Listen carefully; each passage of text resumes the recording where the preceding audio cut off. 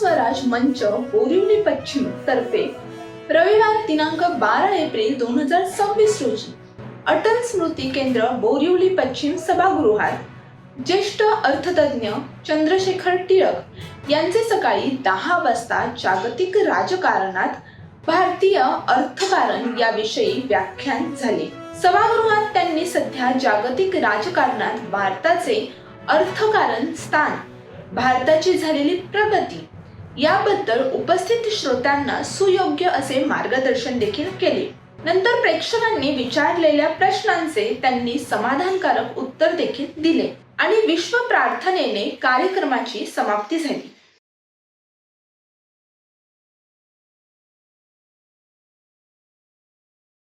सर्व श्रोत्यांचं सुषमा स्वराज मंचाच्या आजच्या कार्यक्रमामध्ये मी प्रणव पटवर्धन तुम्हा सर्वांचं अगदी मनापासून स्वागत करतो।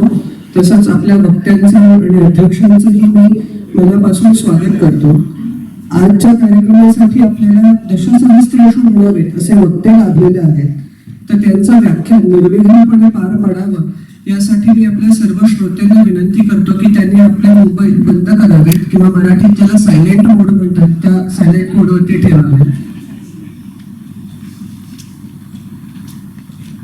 आजचे आपले वक्ते श्री चंद्रशेखर टिळक आणि अध्यक्ष श्री उदय प्रकाश आंबेडकर यांचं मी स्वागत करतो।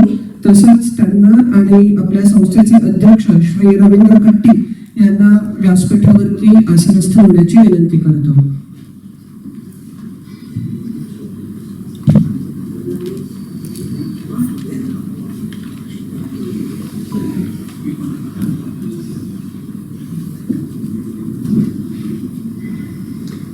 आपल्या प्रथेप्रमाणे आपण दीप प्रज्वलनाने कार्यक्रमाला प्रारंभ करूया। मी वक्ते, अध्यक्ष आणि आपले कट्टी काका यांना दीप प्रज्वलन करण्याची विनंती करतो।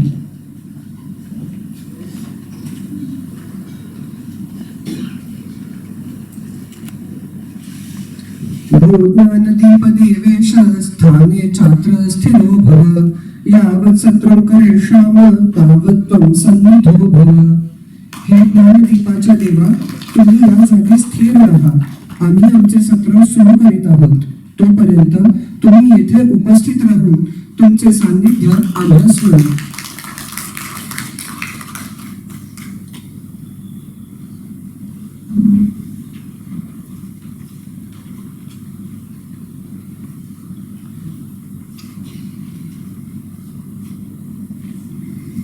मी कट्टी काकांना विनंती करतो की त्यांनी आजच्या आपल्या वक्त्यांचं स्वागत करावं।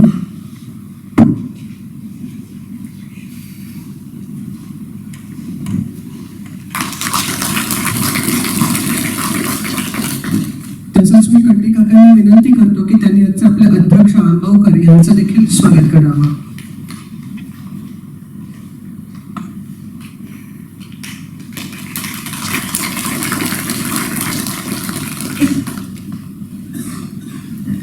आजचे आपले वक्ते श्री चंद्रशेखर टिळक स्वतः नामांकित अर्थतज्ञ आहेत। त्यांचे स्वतःचे चंद्रशेखर टिळक या नावाचं YouTube चॅनल आहे। त्यांच्या आतापर्यंत एकूण 35 पुस्तकांच्या सर्व 90 आवृत्त्या 3600 पेक्षा अधिक लेख प्रसिद्ध झाले आहेत। या पुस्तकांपैकी काही पुस्तकं आपल्या इथे विक्रीसाठी उपलब्ध देखील आहेत। आपल्या वक्त्यांना मी अनुभवी असल्याचं म्हटलं, याचं कारण असं की श्री टिळकांची आतापर्यंत विविध विषयांवर 4950 पेक्षा अधिक व्याख्याने झाली आहेत।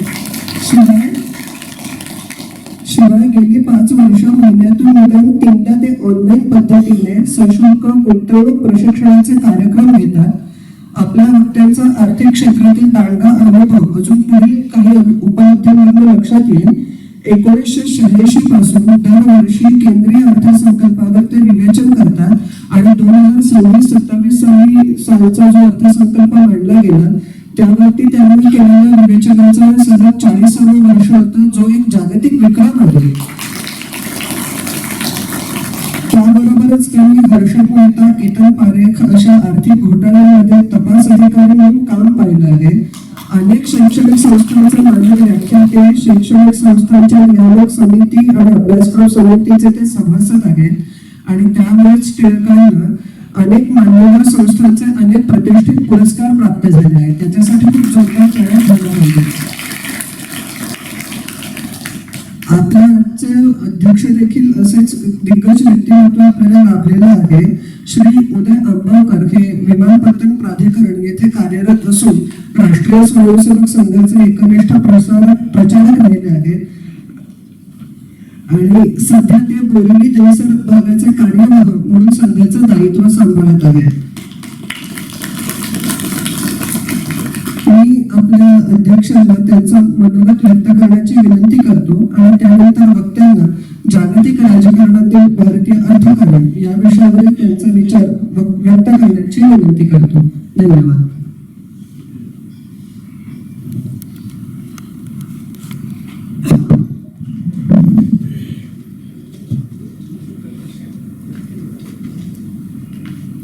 नमस्कार. मंचस्थ डॉक्टर टिळक सर, आजच्या या सुषमा स्वराज मंचाचे अध्यक्ष कुट्टी सर, उपस्थित सर्व विद्वान बंधू भगिनी, आपल्या सर्वांना सस्ने नमस्कार. सुषमा स्वराज मंच यांच्या वतीने आयोजित या आंतरराष्ट्रीय प्रश्नावली सत्रामध्ये आपण मला इथे बोलण्याची संधी दिली त्याबद्दल सुषमा स्वराज मंचाचे मी खूप धन्यवाद व्यक्त करतो. स्वर्गीय सुषमा स्वराज यांच्यासारख्या दूरदृष्टी प्रभावी नेत्या यांच्या प्रेरणेतून उभारलेले हे व्यासपीठ आज आपल्याला जागतिक घडामोडींवर विचार करण्याची अत्यंत महत्वाची संधी आपल्या बोरिवलीमध्ये आपल्याला सर्वांना लाभली आहे. आजचा काळ वेगाने बदलणार आहे. आंतरराष्ट्रीय प्रश्नांचा प्रभाव आता केवळ देशापुरता मर्यादित राहिला नाही, तो प्रत्येक समाजावर, प्रत्येक नागरिकावर पडत आहे. आजच्या परस्पर जोडलेल्या जगात आंतरराष्ट्रीय प्रश्न हे केवळ दूरचे विषय राहिले नाहीत, तर ते आपल्या अर्थव्यवस्थेवर, सुरक्षिततेवर, पर्यावरण आणि आपल्या जैविकतेवर घडत आहे. भूराजकीय बदल, हवामान बदल, तंत्रज्ञानातील परिवर्तन आणि मानवतावादी आव्हान या सर्व गोष्टींचा आपण सखोल विचार करणे अत्यंत आवश्यक आहे. अशा वेळी परस्पर समाज, सहकार्य आणि संवाद यांचे महत्व अधिकच वाटते. या संदर्भात सुषमा स्वराज यांचे एक विचार एक आठवण येते. संवाद हा केवळ शब्दांचा आदान प्रदान नाही, तो विश्वास करण्याचा एक सेतू आहे. या सत्रामध्ये मांडणारे विचार, होणाऱ्या चर्चा आणि चिंतन आपण सर्वांनी व्यापक सखोल दृष्टिकोन ठेवून त्याचा विचार करावा आणि अभ्यास करावा असा मला विश्वास आहे. म्हणून आपण सर्वांनी सक्रिय सहभाग घेऊन या सत्राला अधिक समृद्ध करावे ही नम्र विनंती. शेवटी आपल्या सगळ्यांचा उद्देश एकच आहे, एक अधिक शांतमय, समृद्ध आणि समृद्ध समाज घडवणे, या राष्ट्राला परम वैभवाकडे घेऊन जाणे आणि त्या दिशेने टाकले प्रत्येक छोटे पाऊल आपण एक बदल घडवू शकतो. या सुंदर उपक्रमाचे आयोजन करणाऱ्या साठे सर, कुट्टी सर, गाडगे जोशी मॅडम या सर्वांचे मी खूप खूप अभिनंदन करतो. तुम्ही सातत्याने आयोजित करत असलेला या व्याख्यानमाला केवळ एक शैक्षणिक उपक्रम नसून तो एक राष्ट्र निर्मात्याचे एक कार्यच आहे. चला विचारांनी दिवंगत करूया आणि एकत्र येऊन उज्ज्वल भविष्य घडूया. या शब्दासह मी व्याख्यानाला यशस्वी होण्याची शुभेच्छा देतो आणि भविष्यातील असे अनेक उपक्रम करण्याची अपेक्षा करतो. धन्यवाद. जय हिंद. भारत माता की वंदे.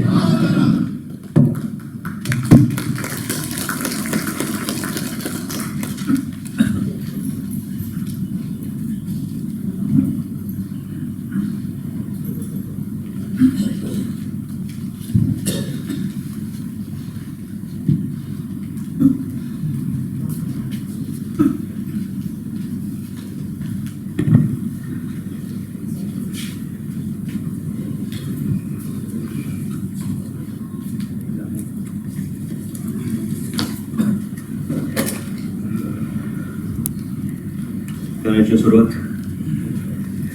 आजच्या आयोजक संस्थेचे अध्यक्ष, आजच्या कार्यक्रमाचे अध्यक्ष आणि जाणकार श्रोते हो. जाणकार म्हणण्याचं कारण असं की सुषमा स्वराज मंचच्या या संस्थेच्या व्यासपीठावरती मी दुसऱ्यांदा बोलायला उभा आहे. बऱ्याच महिन्यांपूर्वी किंवा खरं म्हणजे काही वर्षांपूर्वी ग्लोबल रुपी नावाचा विषय इथं मांडला होता. आणि जाणकार श्रोते म्हणण्याचं दुसरं कारण असं आहे की आजच्या कार्यक्रमामध्ये माझे ज्येष्ठ मित्र सुरेशजी परांजपे उपस्थित आहेत. एकाच गावात एकाच वक्त्याच्या 7व्या भाषणाला उपस्थित असलेला श्रोता आहे. असे श्रोते आहेत तर माझ्यासारख्या तोंडपाटीलकी करणाऱ्या माणसाला मरण नाही एवढं नाही. आणि तिसरी गोष्ट तुम्हाला जाणकार म्हणण्याचं कारण असं की अगदी काही आठवड्यांपूर्वी ज्येष्ठालयमध्ये मी मला भोवलेले गुलजार या विषयावर बोललो होतो. आज मी जागतिक अर्थकारणामध्ये, जागतिक राजकारणामध्ये भारतीय अर्थकारण या विषयावर बोलणार आहे. आणि 10 जुलैला पसायदन साहित्य मंचामध्ये काश्मीर या विषयावर बोलणार आहे. आजच्या विषयाकडे यायच्या आधी थोडी तोंडपाटीलकी स्वतः विषय करतो म्हणजे तोवर तुम्हाला आणि मला ऍडजस्ट व्हायला वेळ मिळेल. काश्मीर या विषयाबद्दल कारण खरं सांगायचं म्हणजे आता बाहेरच्या पिताना आयोजकांशी बोलणं झालं म्हणून हे सुरुवात करतोय की काश्मीर हा विषय असा आहे की मी 2020 साली वयाची 60 वर्ष पूर्ण झाली म्हणून NSDLच्या सेवेमधनं निवृत्त झालो. त्याच्या आधीची 10 वर्ष मी नॅशनल पेन्शन सिस्टमचा राष्ट्रीय प्रमुख म्हणून काम पाहिलं होतं. या 10 वर्षाच्या काळामध्ये आपल्या देशातल्या प्रत्येक राज्यात किमान 125 वेळा मी गेलोय आणि त्यातल्या निम्म्याहून जास्त राज्यांमध्ये किमान 80% मी पायी प्रवास केलाय. त्यातलं काश्मीर हे तर भाग असा आहे की अक्षरशः मी आणि मला संरक्षण देणारी मिलिटरीची गाडी असंही काश्मीर पाहिलं. आणि रात्री 11:30 वाजता श्रीनगरच्या लाल चौकात हजारो लोक तिरंगा ध्वज फडकवतात हेही पाहिलं. मगाशीच बाहेर बोलताना गमतीने म्हणलं तसं काही भले बुरे अनुभव घेतले. भाषणांचं रेकॉर्डिंग होत आहे त्यामुळे उगाच त्याची वाच्यता नको कारण आपण फारच संवेदनशील आहोत. आणि त्याच्याच बरोबरीने काश्मीर मधल्या जवळजवळ 21 शाळांशी मी गेली 15 वर्ष निगडीत आहे. वर्षात 6 वेळा तरी काश्मीरी विद्यार्थी माझ्याकडे राहायला येतात आणि देवदयेनं सगळं जुळून आलं तर जुलै महिन्यापासून काश्मीरच्या 3 मुली ज्या पोस्ट ग्रॅज्युएट करतायत त्या 2 वर्षासाठी माझ्या घरी राहायला यायच्या. या सगळ्या अनुभवांवरती आधारित माझं काश्मीर हे पुस्तक आहे. आणि सांगायला आनंद वाटतो की आज मी तिला काश्मीरमध्ये जे 2 केंद्रशासित प्रदेश आहेत त्या दोन्ही सरकारने हे माझं पुस्तक त्यांच्या सोशल पॉलिसीसाठी पॉलिसी डॉक्युमेंट म्हणून स्वीकारलेलं आहे. पुस्तकाची जाहिरात होती म्हणण्यापेक्षा सुद्धा मी माईक, श्रोते आणि हॉल याचे टेस्टिंग मी करत होतो हे मोकळेपणाने सांगतो. आजच्या विषयाकडे वळतो, जागतिक राजकारणात भारतीय अर्थकारण. मगाशी सांगितलं तसं माझा स्वतःचा चंद्रशेखर टिळक नावाचा YouTube चॅनल आहे. बऱ्यापैकी सभासद आहेत, बऱ्यापैकी व्ह्युअरशिप आहे. आणि मी बरं बोलत असावं कारण दर महिन्याला अगदीच रचना रानडे, नितीन गडकरीने एवढे पैसे मिळाले नाही तरी YouTube वाले मला पैसे पाठवणार. आणि त्याच्यावरती गेले काही दिवस, काही महिने कारण आठवड्यात 3दा तरी मी त्याच्यावरती व्हिडिओ रिलीज करतो. आज हे सकाळचं झालाय. अपरिहार्यपणे गेल्या 4 महिन्यामध्ये जवळजवळ 90% व्हिडिओ या ना त्या संबंधात, या युद्धाशी संबंधित आहे. खात्री देतो कारण मला इथे आल्यापासून निदान 7 जणांनी सांगितलं तुझा प्रत्येक व्हिडिओ पाहतो. पक्का सेबीवाला, शेअर बाजारवाला माणूस आहे त्यामुळे थोडक्यात तू आज काय बोलू नकोस हे सांगितलंय. त्यामुळे ते सगळे विषय टाळून बोले. कारण मुळातच जागतिक राजकारणात भारतीय अर्थकारण हे वेगवेगळ्या कारणांनी, वेगवेगळ्या संदर्भाने आज घेण्याची नितांत आवश्यकता आहे. आणि त्याच्यामध्ये बोलत असताना अत्यंत साहजिक आहे की सुषमा स्वराज मंच संस्थेने मला बोलावलंय. माझं आडनाव टिळक आहे. मी डोंबिवलीत लहानाचा मोठा झालोय. त्यांच्या आणि माझ्या परिचयामधली एक ओळ कॉमन होईल अशी आमची सगळी सामाजिक पार्श्वभूमी आहे. आणि तरी सुद्धा पुढची 45 मिनिटं म्हणजे मी किती वेळ बोलणार आहे सांगितलंय. आयोजकांनी चिंता करू नये. पक्का शेअर बाजाराचा मनुष्य आहे. रिटायर झालो असलो तरी time would be the essence of contract. त्याचं दुसरं कारण असं आहे की ते रेकॉर्ड करायचं असेल ना तर 46व्या मिनिटानंतर गडबड होते म्हणून 45 मिनिटाचं तंत्र पाळलं. अशा वेगवेगळ्या पद्धतीचे काही विचार, काही गणित आत्ताच्या राजकारणामध्ये, आत्ताच्या अर्थकारणामध्ये आहेत का हे आपल्यासारख्यांसमोर मांडायचा माझा प्रयत्न आहे. आणि खरं सांगायचं म्हणजे व्यर्थायला सकृतदर्शनी वरवर पाहता हे युद्ध अमेरिका आणि इराण असं सुरू आहे. इस्रायलचं त्याच्यामध्ये एक वेगळंच युद्ध सुरू आहे. कारण इस्रायल कोणाचाही मित्रही नसतो, मी चांगल्या अर्थी म्हणतोय, आणि इस्रायल कोणाचाही शत्रूही नसतो. तो त्याची प्रत्येक कृती अगदी तथाकथित शांततेची सुद्धा स्वतःच्या टर्म्स अँड कंडिशन्स वरती करतो. अमेरिका तितका सबळ आहे अशातला भाग नाही. अमेरिका खल्ला दादागिरी करतो हे आपण पाहतो. म्हणजे आता ट्रम्पना तात्या म्हणावं का नाही याच्या मी विरुद्ध आहे, कारण तसे आपल्यावर संस्कार नाही. आपण फक्त एक करूया की पुढची 45 मिनिटं आपण याच्याकडे एक निखळ अर्थकारण, एक निखळ राजकारण म्हणून पाहू. तर मला स्वतःला असं वाटतं की तो देश त्याच्या काही सिद्धांतांची, काही संकल्पनांची, काही संसाधनांचं टेस्टिंग करण्याकरता हे युद्ध करतोय हे आपण लक्षात घेऊ. उगाच हा चांगला तो वाईट असला कॅरेक्टर सर्टिफिकेट द्यायची काढीची आवश्यकता नाही. आपल्या देशातही आता अलीकडच्या काळामध्ये सेल्फ अटेस्टेड डॉक्युमेंटेशन चालतं. आता ते स्वतःच्या पॉलिसीचं सेल्फ अटेस्टेड डॉक्युमेंट करतात. म्हणजे ज्यांनी माझे युट्यूबवरचे व्हिडिओ ऐकलेत किंवा अगदी अलीकडच्या काळातले माझे जाहीर भाषण ऐकले, तर हे युद्ध आता गेली 40-42 दिवसच सुरू आहे. पण यंदाच्या अर्थसंकल्पाची किंवा त्याच्या आधी डोनाल्ड ट्रम्प यांनी आपल्यावरती आणि आपल्या सकट अनेक देशांवरती लादलेल्या अनेक टॅरिफची चर्चा करताना मी वारंवार म्हटलं होतं की आपण एक गोष्ट लक्षात घेऊया की डोनाल्ड ट्रम्प अमेरिकेचे राष्ट्राध्यक्ष आहे, डोनाल्ड ट्रम्प भारताचे राष्ट्रप्रमुख नाही. म्हणजे आपले राष्ट्रप्रमुख आणि ते राष्ट्राध्यक्ष यांच्यामध्ये कितीही वैयक्तिक मैत्री असली तरी भारताला त्यांनी काही वेगळी वागणूक द्यावी असं मला स्वतःला वाटत नाही. अगदी गमतीने म्हणायचं तर यंदाच्या वर्षामध्ये अधिक मास आहे म्हणून मैत्री खातर भारतीयांना डोनाल्ड ट्रम्पना अधिक मासाचं वाण द्यावं अशी जर अपेक्षा असेल तर असं कोणीही कोणालाही काही देत नाही. इथे 30-33 ब्राह्मण जीव घालण्याची पद्धत नाही. 36चे आकडे प्रत्येकाचे असतात हे आपण मान्य करू. त्यात गैर काही नाही. आपण स्वतःला प्रश्न विचारू, डोनाल्ड ट्रम्प यांच्या जागी आपण असतो तर आपण किती शहाणपणाने वागलो असतो. शहाणपण ह्या शब्दाची मला लहानपणापासून प्रचंड भीती आहे आणि गेली 40 वर्ष आता माझ्या लग्नाला झाल्यामुळे तर मी फार घाबरतो. कारण माझी आईही मला शहाणा आहे, रत्न आहे असं म्हणायची, आता ती गेली. माझी बायकोही हा शहाणा आहे, हा रत्न आहे असं म्हणते, त्याचा अर्थ उच्चाराने बदलतो. असंच आत्ताचं जागतिक राजकारण आणि अर्थकारण आहे का याचा विचार.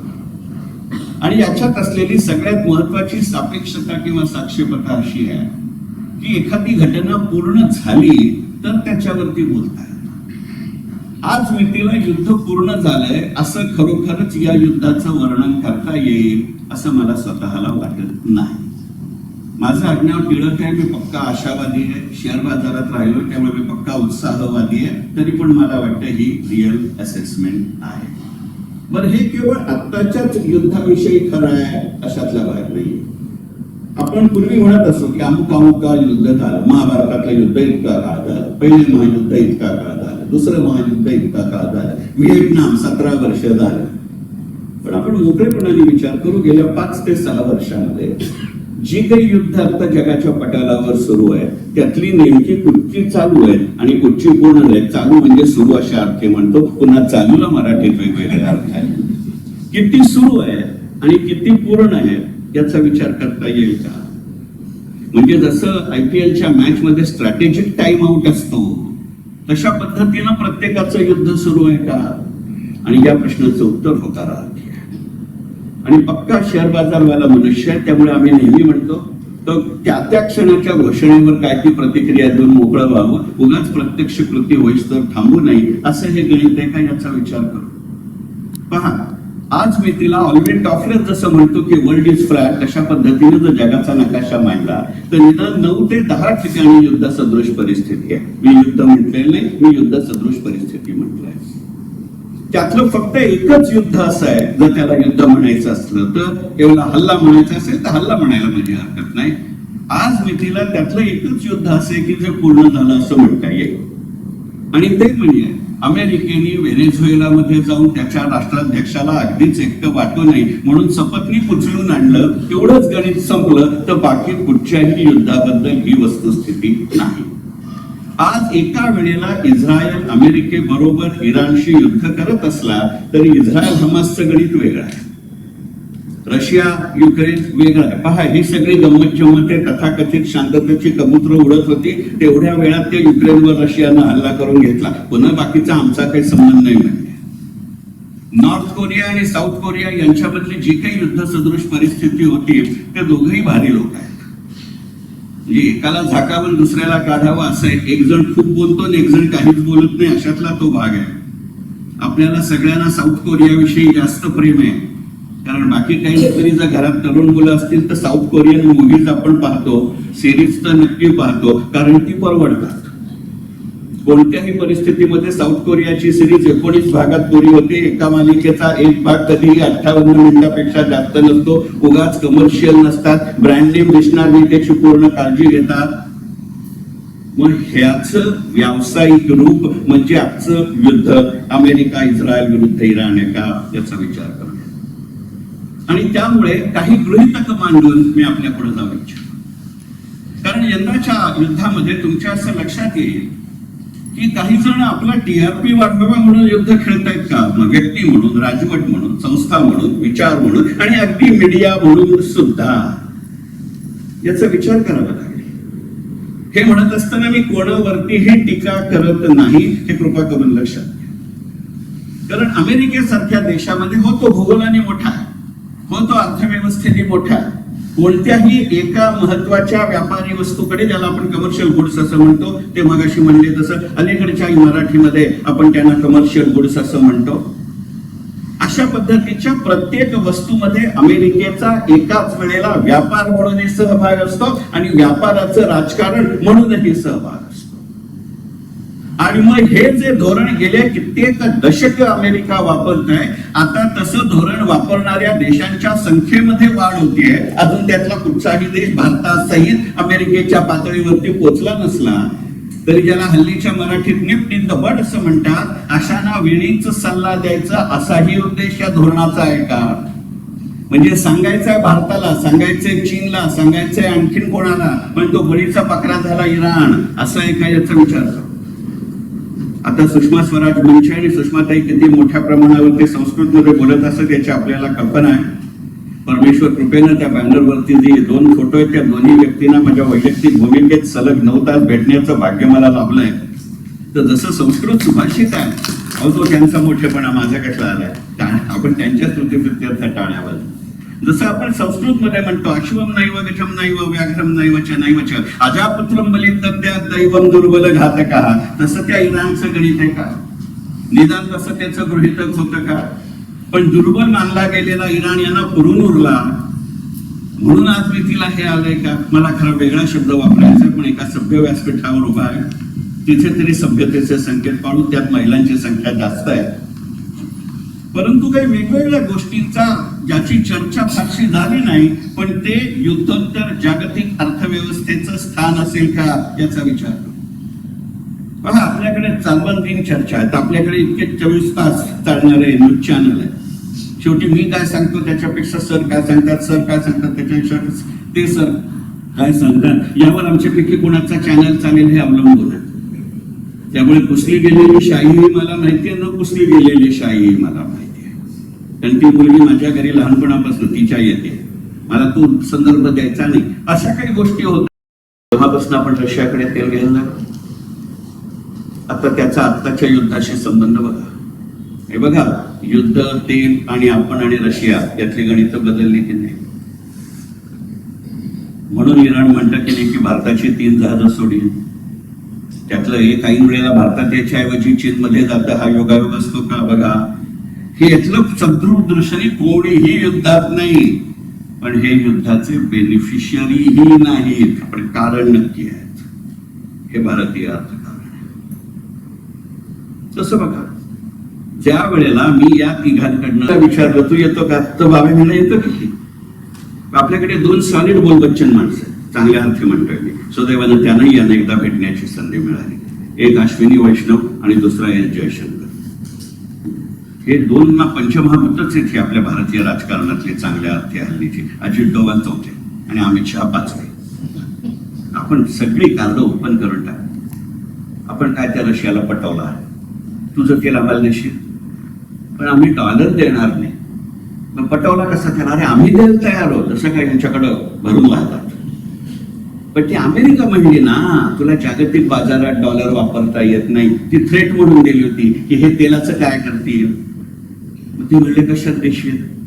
म्हणले भारतीय रुपयात देतो, भारतीय वस्तूत देतो, भारतीय सेवेत देतो, डॉलर लागते. मग माझं पहिलं डॉलरायझेशन सगळ्या जागतिक राजकारणात भारतीय अर्थकारण.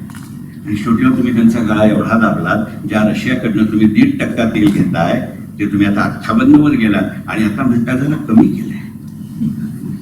अरे 58 कमी असतं का? अरे 35% पास होणारी आम्ही मुलं, आम्हाला विचारा 58% काय असतं ते. तुम्ही हसताय. आता तुमच्या लक्षात आलं त्यांची गुंतवणूक. कारण मी जेव्हा या देशांकडनं घेत होतो, मी जेव्हा व्हेनेझुएलाकडनं घेत होतो, मी जेव्हा अंगोलाकडनं घेत होतो, भारत एकटा नाहीये ना. आपल्याला फॉलोअर पुष्कळ आहेत, कळत न कळत. ते मतदार नाहीत म्हणून, नाही तर मग सगळेच बिनविरोध झाले असते कदाचित. ते यावेत न यावेत वेगळा विषय, पण तिकडे जात नाही आता, तो आजचा विषय नाही. त्याच्यामध्ये असं झालं, कारण जर मी त्या देशांकडनं घेत असेल तर अमेरिकेच्या 76 ट्रिलियनची फुकाफुकी झालेली गुंतवणूक नाहीये. त्यांच्या 3च अटी आहेत. फार क्वचित अमेरिका या 7 देशांना सांगत होती की तुम्ही काय प्रमाणात तेलाचं उत्पादन करायचं आहे. फक्त अमेरिका एवढं म्हणायची की इतर कोणालाही विकलेत तर या दरानं विकायचं आणि याचे पैसे फक्त अमेरिकी डॉलरमध्ये घ्यायचे. अमेरिका जेव्हा यांच्याकडनं विकत घेईल तेव्हा अमेरिका दर ठरवणार. हे साहजिक, ते डॉलरमध्ये देणार. मग जेव्हा तुम्ही रशियाला पटवलात त्यावेळेला तुमची डॉलरची मागणी कमी झाली, भारतीय वस्तूंची निर्यात वाढली, भारतीय सेवांची निर्यात वाढली. मग तुमची डॉलरची मागणी कमी झाल्यानंतर मागच्या वेळेला मी म्हणलं तर तो ग्लोबल रुपयाच फक्त चालला नाही, पण आता डिजिटल रुपयाच वाढला की नाही. मग आता रिफायनरी कुठनं आली कळलं, याचं महत्व लक्षात घ्या. अरुण जेटली जेव्हा आपले अर्थमंत्री होते त्यावेळेला जागतिक बाजारामध्ये तेलाच्या किमती सगळ्यात कमी झाल्या होत्या. आजच्या युद्धामध्ये आपण सगळा चार्ट डोळ्यासमोर आहे. आणि अरुण जेटलीनी तरी सुद्धा देशाच्या अंतर्गत बाजारपेठेमध्ये तेलाचे भाव कमी केले नव्हते. ती मिनिट्स काढून पहा, रेकॉर्ड्स काढून पहा. संसदेच्या इतिहासामध्ये आहेत ती, लोकसभेच्या इतिहासात आहेत ती. अरुण जेटली वारंवार सांगत होते की मी तेलाच्या किमती कमी करू शकत नाही. याचं कारण असं आहे की माझी कॉस्ट ऑफ बाईंग कमी झाली आहे, पण माझं कॉस्ट ऑफ ट्रान्सपोर्ट आणि लॉजिस्टिकचा खर्च एवढा वाढलाय, तो ज्या प्रमाणात वाढलाय त्या प्रमाणात तेलाचे भाव कमी झालेले नाहीये. आणि आता तुम्ही इतकी सगळी 40, 42 हॉर्मुझ स्ट्रेट, बॉटल नेक, काय चिकन नेक सगळं म्हणताय, तरी तुम्ही एक्साइज कमी केलं नाही. भारतीय ही तुमच्या आर्थिक वाढत्या सामर्थ्याला दिलेली पोचपावती आहे का याचा विचार करा. अध्यक्ष महाराज म्हणले ना की आमच्या देशाला परमवैभवाला नेऊ. परमवैभवतेचं एक रूप आहे का पहा. म्हणजे मी युद्धात आनंद मानणारा मनुष्य नाही, पण त्याचा अर्थ हा आहे का लास्ट ऑन कॅमल्स बॅक. केवळ इतकंच आहे का? अमेरिकी अर्थव्यवस्था जेव्हा तेलाचा का ते म्हणतात, केवळ 76 ट्रिलियन नाहीये. रिफायनरीवर यांची मास्टरी, लॉजिस्टिकवर यांची मास्टरी, ट्रान्सपोर्टवर यांची मास्टरी, तेलाचं मार्केट डॉलरवरती. आता भारतासारखे देश म्हणतात डॉलर लागतोच कशाला. म्हणजे तुम्ही त्यांची करन्सी घालवली, तुम्ही त्यांची कमोडिटी घालवली, तुम्ही त्यांची मोनोपोली घालवली आणि तुम्ही म्हणता त्यानं तुमचं ऐकावं. काही येत लागलं, त्याला त्याचा देश चालवायचा आहे. लक्षात घ्या, मी म्हणतोय आज 44व्या दिवशी आपण पाहतोय की गेल्या 6 दिवसामध्ये अमेरिकी जनता ट्रम्प राजवटी विरुद्ध रस्त्यावर उतरली. पहिल्या 30 दिवसात कुठे होते? आज मितीलाही ट्रम्पच्या पक्षातले तर सोडाच, त्यांच्याकडे फालतूक लोकशाही नसल्यामुळेही असेल, पण तरी सुद्धा ट्रम्पच्या विरोधी पक्षातला एकही मनुष्य ट्रम्प राजवटी विरुद्ध पान नंबर 274 वर खाल्लं 7वी ओळ आपण असं म्हटलं हा बाय हार्ट आहे. एवढा अभ्यास शाळा कॉलेजात असताना त्यांना बायोडेटात एक चांगली लाईन ऍड करता आली असती. तो जाऊ द्या, माझ्या बायोडेटात लाईन नाही ऍड झाली तरी भारताच्या अर्थव्यवस्थेच्या बायोडेटामध्ये लाईन ऍड झाली. तेव्हा म्हणले ते पुढच्या 5 वर्षात किमान 75% उत्पादन करू. 1 फेब्रुवारी 2026 ला सांगितलं 72% भारतात केलं. पुढची घोषणा थांबा आपण सगळे मिळून टाळ्या वाजवू. आणि हे युद्धाचा ट्रिगर आहे हे मी छाती ठोकपणे सांगतो. म्हणजे ते करून भागले देवपूजन लागले ना, तसं आहे आपलं. मी नाही बाई त्यातली कडीला वाचली, तुम्ही म्हणताय भांडा, माझ्यामुळे लागले, मी कशाला बोलायला तू नाही बोलत तर. पण अवघड जागेचं दुखणं आहे, त्यामुळे त्यांना माहिती तरी ते बोलू शकत नाही. हे जागतिक राजकारणात भारतीय अर्थकारण आपण समजी ताटमाने काय आपल्याला काय राष्ट्रप्रेम नाही काय, आपल्याला थोडीच निवडणूक लढवायला जायची. मला काय गिरीश महाजनांसारखं बिनविरोध निवडून यायचं मला आपली तुमच्याकडे थोडी घ्यायचं आहे. मला कोण पाठवणार आहे फाटक्या तोंडाच्या माणसाला. त्यांची दुसरी घोषणा आहे की यापुढे आता सलग, कारण हा पॉलिसी डिसिजन आहे की जर $20,000 कोटी ते डॉलर कुठून आले. इथे ट्रिगर आहे आजच्या युद्धाचा. ड्राफ्टिंग लय भारी असतो हो, माझी हयात गेली पॉलिसी ड्राफ्टिंग मध्ये. आता माझा अर्थकारण केली, माझं का डॉलर चलन आहे का. पण 20,000 कोटी रुपये म्हणले तर त्याचा क्वांटम कमी होतो. 20,000 कोटी इंटू आजचे 92 म्हणजे किती झालं. असं एक टेंडर आलं तर सगळ्या वस्तू फक्त भारतीय मालकीच्या कंपन्यांकडनंच घेतल्या जातील.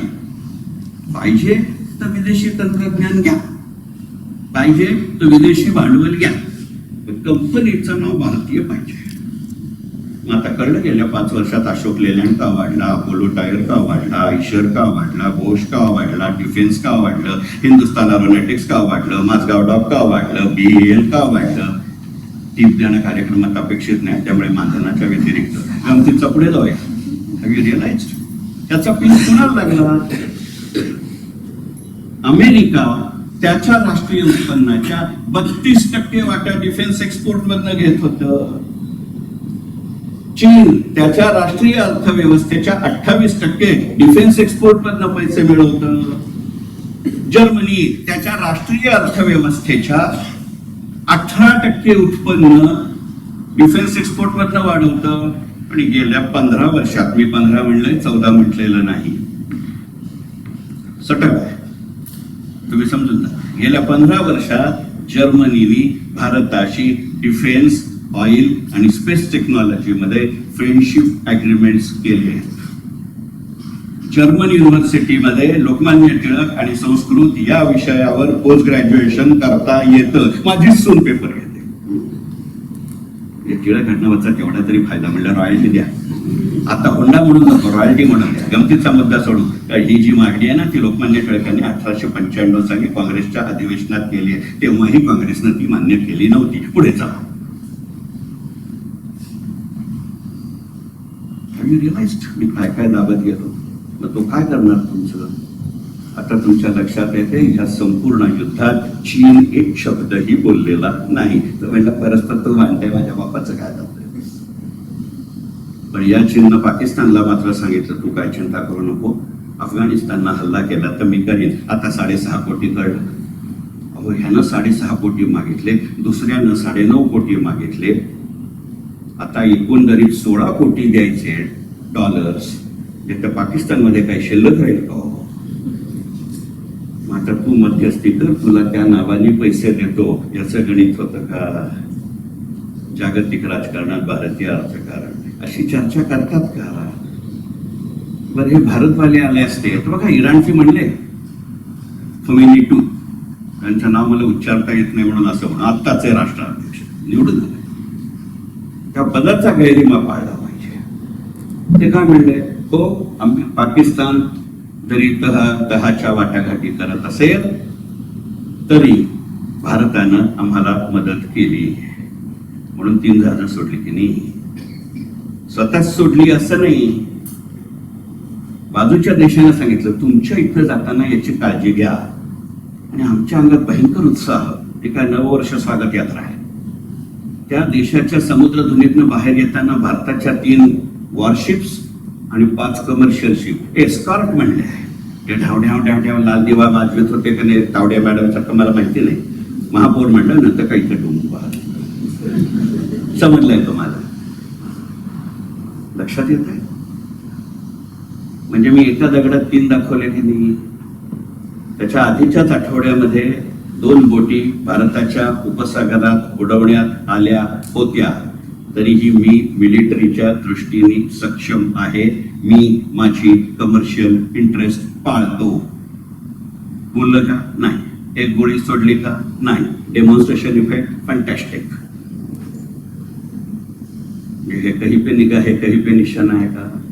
उत्तर हो असं आहे की नाही. जागतिक राजकारणात भारतीय अर्थकारण आता तुमच्याकडे जेव्हा केव्हा युद्ध पॉज घेईल त्याच्यानंतरच्या 3 गोष्टींचा विचार कर.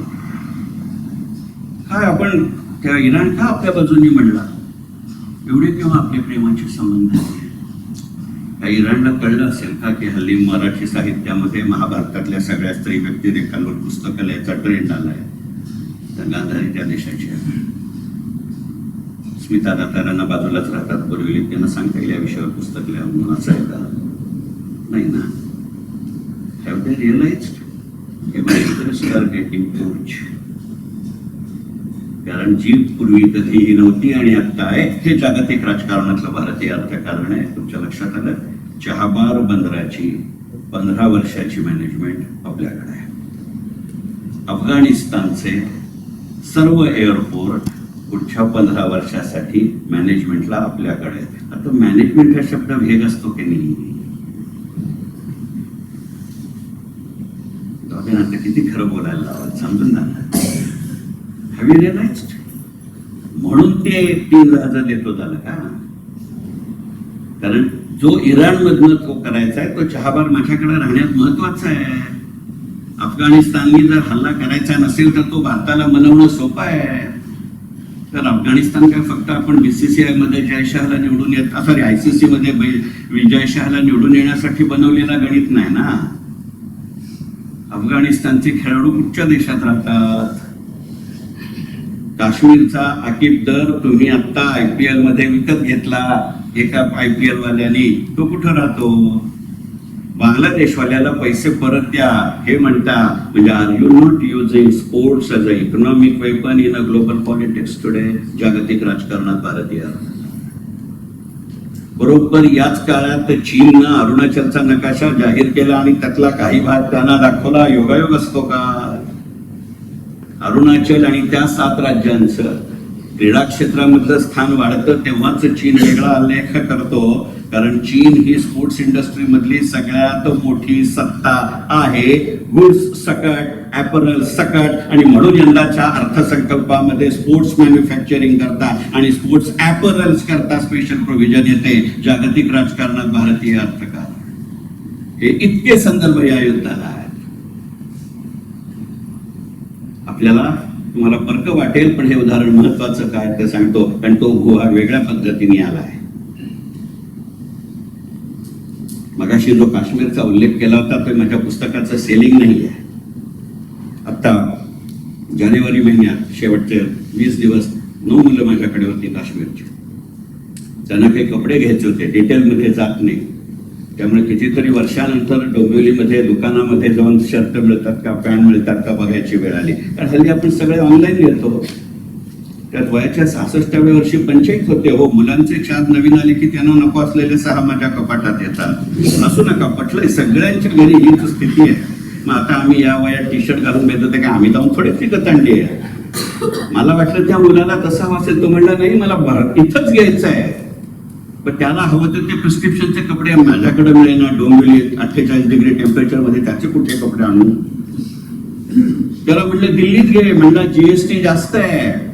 जॉग्राफी कसं तुमचं गणित बदलते त्याचं उदाहरण म्हणून सांगतोय. अरे म्हटलं मी त्याच्या घरी गेलोय, मी त्याच्या शाळेत गेलोय, माझी मिसेस पण गेली आहे. तो म्हणायला लडाख मधला आहे पण तो झंस्कार व्हॅलीच्या पुढे 170 किलोमीटर राहतो. जे त्याच्या घरापासून 8व्या मिनिटाला चिनी बॉर्डर येते ती पण बघून आलो. बॉर्डर बघून आलो. ते झालं असतं बरं झालं असतं. तुम्हाला त्रास द्यायला आलो नसतो. त्याला म्हणणार तिथं घे ना. आता गणित आहे का? आणि म्हणून भारतीय जागतिक राजकारणात भारतीय की अशा सगळ्या घटकांची त्याला पार्श्वभूमी. तो म्हणलं तिथे नाही घेणार. म्हटलं काय तिथे मिळत नाही का? तो म्हणला मिळतं ना, पण मला भारतीय वस्तू हवेत. अरे म्हटलं लडाख आपलाच भाग आहे की. तो म्हटलं नाही सर, मला चिनी बॉर्डर जवळची आहे, त्यामुळे कोरियामध्ये निर्माण झालेला माल चिनी हस्तक आमच्याकडे डंप करतात. हिंदुस्थानचं मुंबई बेट इंग्लंडच्या राणीला पोर्तुगालच्या राजानं आंदण म्हणून दिलं, बापाची इस्टेट. असं आहे की नाही गणित? आता चिनी एक्सपोर्ट कोणाचं आहे? कोरियन इकॉनॉमीवरती पैसा कोणाचा? म्हणून आता नॉर्थ कोरिया साऊथ कोरियावर हल्ला करतो का? मांडा गणित. जागतिक राजकारणात भारतीय अर्थकारण. आता कुठचे देश गप्प का आहेत आणि कुठचे देश सक्रिय आहेत याचा विचार करा. शेवटचा मुद्दा, 45 मिनिटं संपत आले. बघा यंदाच्या अर्जुनमध्ये 5 मिनिटं मुद्द्याला 5 मिनिटं समोर. ओके, गमतीचा भाग सोड, मस्करीचा भाग. मी तरी काय एवढं सांगतो, बंधन नाही घातलेलं. पण माझ्यासारखे व्हॉट्सअपवरती ऍक्टिव्ह असाल, माझ्या ग्रुपमध्ये सगळ्या इमेज आहे माझी. आपण शेखर कुठचाही मेसेज फॅमिली ग्रुपवर पाठवला तर सगळ्यात पहिली रेडची टिक शेखरची येते. माझी बायको म्हणते दुसरा उद्योगच काय. पण माझं हे काम, हे ऑफिसचं त्या मोबाईलचं काम होतं तसं आहे का? बघा, यंदाचं युद्ध फक्त रणांगणावर नाही लढलं गेलेलं, फक्त मीडियामध्ये नाही लढलं गेलेलं. त्याची वेगवेगळी, जसं आपण व्हिएतनामच्या युद्धामध्ये म्हणतो की अमेरिकेनं त्याची सगळी मेडिकल वेपन्स टेस्ट करून घेतली, केमिकल वेपन टेस्ट करून घेतली. आणि त्याची साक्ष जर तुम्ही पाहिला नसाल तर जरूर पहा, नेटफ्लिक्स वरती आहे. इव्हन टर्टल्स कॅन फ्लाय नावाचा सिनेमा आहे. मोजून 78 मिनिटाचा आहे. आता मोजून म्हणायचं की नाही मला त्याला माहिती नाही, पण हल्ली धुरंधरमुळे 229 मिनिटाची सवय झाली. तो एक वेगळा विषय. जरा विचार, एक ही बातमी वाचली तुम्ही मोजून 32 मिनिटं. माझं गणित एकदम पक्क आहे त्या बाबतीत. काढला निघा 32 मिनिटं ती बातमी फक्त सोशल मीडियामध्ये फिरली. एकदाही प्रिंट मीडियामध्ये आली नाही, एकदाही इलेक्ट्रॉनिक मीडियामध्ये आली नाही, एकदाही प्रिंट मीडियामध्ये आली नाही. म्हटलं बरं झालं नाही आली. कारण हल्ली एखादी घटना घडो अथवा न घडो, घटना घडली किंवा नाही घडली तर उद्याच्या मुंबई तरुण भारतमध्ये काय येईल, महाराष्ट्र टाइम्समध्ये काय येईल, लोकसत्तेत काय येईल, IBP माझामध्ये काय म्हणतील, इंडिया टुडे मध्ये काय म्हणतील, हे आपल्याला माहिती आहे का? हे सगळे व्ह्यूज देतात, हे न्यूज देत नाही, पण ही न्यूज होते. इराणचा जो आत्ताचा राष्ट्राध्यक्ष त्यांनी ते विधान केलं आणि नंतर ऑफिशियली ते डिलीट झालं. तो म्हणलं बाकीचं सगळं जाऊ द्या, इराण सरकार फार मोकळेपणानं विचार करत आहे की आमच्या देशाच्या भूभागाला लागून आमच्या समुद्रातनं जगाच्या सगळ्या डेटा केबल जातात, त्या जर मी कापल्या तर. त्याला एखादं विचारलं तुझं नुकसान होईल ना? अरे म्हणलं सगळ्या जगात बुडलं तर मी पण बुडेल ना. म्हणजे मी श्रीमंत नाही झालो तरी तुलाही श्रीमंत होऊ देणार नाही, अशी एक वेगळी साम्यवादी भूमिका असते. माझा काही विरोध नाही त्याला, ऑफिसला श्रद्धा असावी लागते, त्यांचा विषय मांडण्याचे त्यांना अधिकार आहे, आपण नाही का आपल्या मांडत. Have you realised? ते झालं तर इंडस्ट्री कोणाची? NSDL मध्ये 22 वर्ष काम केलंय हो. Chief risk officer, chief vigilance officer, chief compliance officer. सगळ्यात मोठी पंचायत अमेरिकेची होईल की नाही? करा, नकाशा घ्या. हा, ते मागच्या बाजूने येऊ शकतात, पण भारत कुठं आहे, इराण कुठं आहे? म्हणजे काय म्हणा, पण निर्णय अमेरिकेत न्यूयॉर्क मध्ये होतो, तो इथं सिंगापूरवाला एक्झिक्यूट करतो, त्याचं अप्रुव्हल अमेरिकेत जातं, अमेरिका हो म्हणते, मग ते ऑस्ट्रेलियापासून अमेरिकेपर्यंतच्या सगळ्या देशात ऑर्डर होतात. त्याच्या त्या दिवशी क्लिअरन्स म्हणजे पैसे ट्रान्सफर होतात. मग ते सेटलमेंटचे मेकॅनिझम मध्ये एक्सचेंज बॅक ऑफिसला कळवतं, बॅक ऑफिस फ्रंट ऑफिसला कळवतं, आणि नंतर माल आल्यावरही असं करतं. दिसायला एक ट्रान्झॅक्शन आहे, पण 9 वेळा मेसेज फिरतो. यातनं नव्यानं आपण मिरर इमेजिंग या इंडस्ट्रीला जन्म देणार आहोत. यातनं आपण लोकल बॅकअप या इंडस्ट्रीला जन्म देणार आहोत. यातनं आपण डिझास्टर रिकव्हरी बॅकअप साईटला निमंत्रण देणार आहोत. यातनं आपण ग्लोबल डिझास्टर, क्लाउड नाही, कारण क्लाउड बद्दल शंका झाली आहे, याचा सगळ्यात जास्त फायदा कोणाला? ट्रम्प आत्ता जे निवडून आले त्यांचे फंडर कोण होते? आता आता इलॉन मस्क तिसऱ्या दिवशी बाहेर का गेला हे कळतं. फारच जवळ झालं तर इथे अदानी अंबानी झालंय तसं तिकडं बस्ट होईल असं नसेल. आता कळतं हे TRP. कारण सेमीकंडक्टर कोणाकडे, IT प्रोफेशनल कोणाकडे, आणि हे AI ला दिलेलं उत्तर असू शकतं का? मी डिमांडच मोठी क्रिएट करेन, मग AI आलं तरी प्रश्न नाही, असं ते गणित आहे का? नवीन क्षेत्र नव्यानं निर्माण केलं तर प्रश्न येत नाही, कारण जुन्या संकल्पना सोडायला वेळ लागतो. म्हणजे ही न्यू लर्निंग नावाची नवीन इंडस्ट्री सुरू करायचं गणित आहे का, याचा विचार करा. आता जर्मनी, इस्रायल आणि भारत एका बाजूला का आहेत कळलं. इस्रायलला भेटायला जायच्या आधीच्या आठवड्यात जर्मनीनं जी 3 क्षेत्र सांगितली, कुठलं सुचलं हेही सांगतं का आपल्या बाबाची थोडी प्रॉपर्टी आहे कॉपीराइट. जर्मनीने काय सांगितलं, defence, basic engineering and data processing would be the fields of mutual cooperation. अरे काय शब्द आहे हे. म्हणजे अरेंज मॅरेज मध्ये यादा करायच्या ना पूर्वी, माझ्या आजीच्या आईच्या काळात, आणि सह्या करायचे. त्या यादीत मी एकमेकांना छळेल असं कधीच का लिहिलेलं नसायचं, कोण जाणे. असं आहे काय तुम्ही हसताय. आंतरराष्ट्रीय राजकारण आज त्या पातळीवर आहे की नाही याचा विचार करा. हे आंतरराष्ट्रीय राजकारणात भारतीय राजकारण, ते स्पोर्ट्स आहे, ते मिलिटरी आहे, ते स्पेस रिसर्च आहे, आणि ते करन्सी आहे. युरोपनं हरलाय. पूर्वीही आपण ही चर्चा करायचो. म्हणजे हा वेगळा आहे भारत. म्हणजे मी ते अजित डोवालांची किंवा धुरंधरची लाईन नाही चोरत आहे, पण इकॉनॉमिकली येस. आणि ते एका रात्रीत जन्माला आलेलं नाही. तुमच्या लक्षात येत आहे का, मी आता फॉरेन एक्सचेंज आणि फॉरेन करन्सीचं मार्केटच त्यांचं कमी करून टाकलंय. साधं गणित पाहून आपण आता जे बसलोय ते आपल्यापैकी नात्यात कोण ना कोणतरी अमेरिकेत राहतं, नात्यात कोण ना कोणतरी ऑस्ट्रेलियात राहतं. आठवण शेवटचे ट्रॅव्हलर चेक केव्हा घेतले होते? नाही घेतले. काय नाही, HDFC, ICICI, ऍक्सेस, अगदी आपली TCSB असली तरी कोऑपरेटिव्ह म्हणून आपली म्हटलं, बाकी काही नाही. काय नाही, संचालक वगैरे नाहीये, ब्रँड अँबॅसेडर तर बिलकुल नाहीये. तुम्ही तुमचे डेबिट कार्ड ऍक्टिव्हेट करून घेता. You are ready to pay the tax, but you are not ready to pay the conversion. कोणाची डिमांड कमी झाली? तुम्ही ऑइलमध्ये कमी केली, तुम्ही डिफेन्समध्ये कमी केली, तुम्ही सेमीकंडक्टरमध्ये कमी केली, तुम्ही स्पेस रिसर्चमध्ये कमी केली, तुम्ही आता इथं ही कमी करता. पण कोरोनानंतर तुम्ही ड्रामाबाजी करायला लागले. बघा, गणित साधं एक्स्ट्रापोलेट करा. नर्मदा परिक्रमेचे गेले 2 वर्षातले रिपोर्ट वाचा. नुसतं म्हणा मी उत्तर वाहिनीला गेलो होतो, 10 जण सांगतात आमचे हे पण गेले आहेत.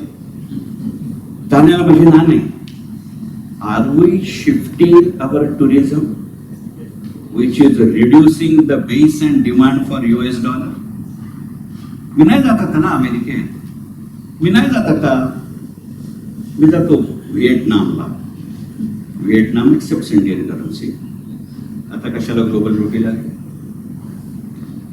जगातले 27 देश तुमचं चलन वापरतात, म्हणजे युरोपेक्षा तुम्ही स्ट्रॉंग झाले की नाही. करन्सी व्हॅल्युएशन काय असू दे, पण तो एवढा रुपी डॉलर पॅरिटी फ्लक्च्युएट करतं, हे रिझर्व्ह बँक वाले डेंजर आहे.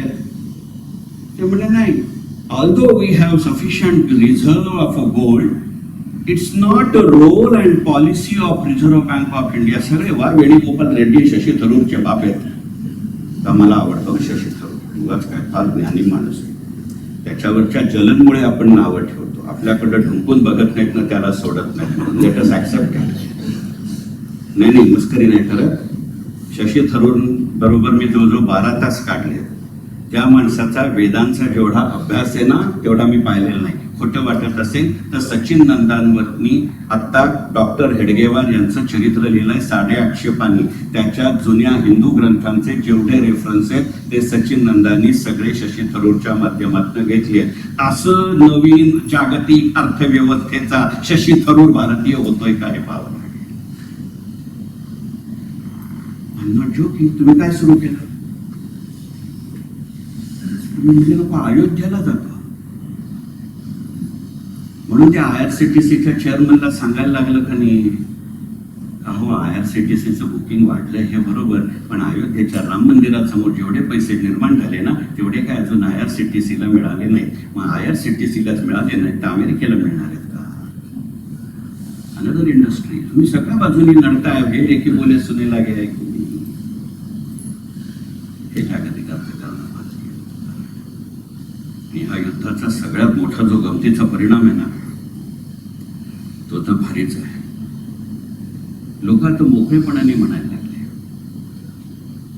इंडिया टुडे चॅनल बघावा की न बघावा त्याचा प्रश्न आहे. पण काही काही वेळेला राजदीप सरदेसाई जर सेन्समध्ये असला ना तो फार चांगला इंटरव्ह्यू घेतो. आता ह्यातल्या कुठच्या शब्दावरती जास्त भर द्यायचा हे डिस्क्रिप्शन तुमचं.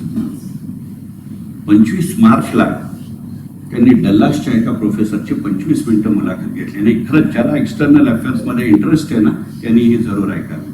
टीम थ्रकर असं त्याचं नाव आहे, मला उच्चार करताना चूक आहे. DEAMTHRUCKER असं त्याचं नाव आहे. त्यांनी एक छान वाक्य म्हणलं आणि तो एखाद्या गाण्यात कसं प्रत्येक कडव्यानंतर ध्रुवपद येतो तसा हाणीत होता मुद्दा. तो डल्लासला शिकवत असला तरी तो तिथला नागरिक नाही, त्यामुळे तो असा रंगतच आला होता. तो शांतपणे असं म्हणला की America is in a habit of weaponising their global trade. नाव somebody is using trade itself as a weapon against America. हे जागतिक अर्थकारणात जागतिक राजकारणात भारतीय मुद्दा म्हणून त्याचं नाव घेतलं. तसं शेखर टिळक म्हणलं तर तुम्ही त्याला वेटेक नसतं. शेवटी माल कोणाच्या नावाने विकायचं हे कळावं लागतं. आजपर्यंत अमेरिकेच्या नावानं माल विकला जात होता, आता तो विकला जात नाही याची ही जाणीव आहे. पण बार्गेनिंग तेव्हा करणं महत्वाचं असतं. आणि तिसरं आणि शेवटचा मुद्दा आणि मी थांबतो, नंतर प्रश्नोत्तर करू पाहिजे. खरं विचार, यंदाच्या अर्थकारणानंतर जे युरोपियन युनियनची झालं पहा, for the first time in last 125 years Europe has taken a stand which is different than a stand of US. पहिलं महायुद्ध पोपट गेले, दुसरा महायुद्ध पोपट गेले. पण पहिल्या आणि दुसऱ्या महायुद्धानंतर जे करता आलं ते आता करण्याचे दिवस राहिले नाही. आणि म्हणून मी मगाशी म्हणलं इराण पुढचं जर्मनी आहे का, म्हणून मी म्हणलं इराण पुढचं जपान आहे का, म्हणून मी म्हणलं इराण पुढचं व्हिएटनाम आहे का, भारत आहे हे सिद्ध झालं आहे. काय झालं, पहिलं महायुद्ध संपल्यानंतर एकत्र होते. त्या जर्मनीचं काय फक्त विभाजन करून नाही ना थांबले. खनिजांनी समृद्ध असलेल्या 2 जिल्ह्यांची वाटणी केली खनी. पण ते दिसायला त्या काळाला धरून होतं. पण अडॉल्फ हिटलर सारखा मला जरा सुद्धा उदात्तीकरण करायचं नाही, पण हे युद्ध वापरता येतं याचा पहिला नमुना अडॉल्फ हिटलरने दिला की नाही, की जो आता इराण देतोय. त्यांनी सांगितलं अरे आपला अपमान करतात. इथे काय कैसरचं आणि बिस्मार्कचं काय फार मोठं सुख नव्हतं. आपण शरद पवारांना बिनविरोध निवडून आणल्याचीच टिकत आहे, भल्या बुऱ्या दोन्ही अर्थी. पण म्हणलं हे आपल्या राष्ट्रावर हल्ला आहे. ही युनायटेड जर्मन पीपल, ही युनायटेड जर्मन इकॉनॉमी 1925, 1926, 1927 मध्ये त्यातनं जर्मनीचं औद्योगिक उत्पादन वाढत गेलं. 25ला 100 तर 26ला 200, त्यातनं 27ला 300, त्यातनं 29ची महामंदी आली. त्या महामंदीवरचा उतारा म्हणून दुसरं महायुद्ध केलं गेलं की नाही. पण तेव्हा जी जर्मनीची औद्योगिक अर्थव्यवस्था सुधारली ते आजही दमानतात का नाही. त्यांनी इंग्लंडलाच युरोपियन युनियनच्या बाहेर काढला. त्यावेळेला इंग्लंड अमेरिकेचा पपेट होता. हा योगायोग असतो. आता बघा इराण जर्मनी होईल तर.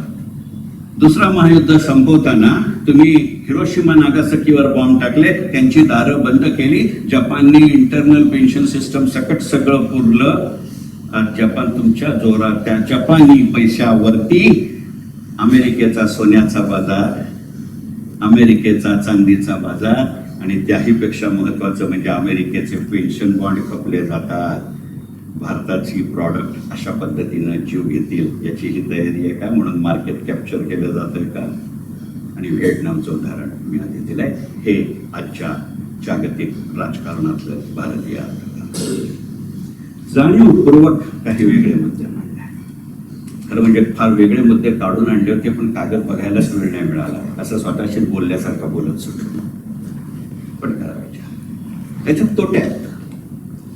पण शेवटी लॅडर चढत जायचं असेल तर तोटे स्वीकारावे लागतात. यावर young generation is with that.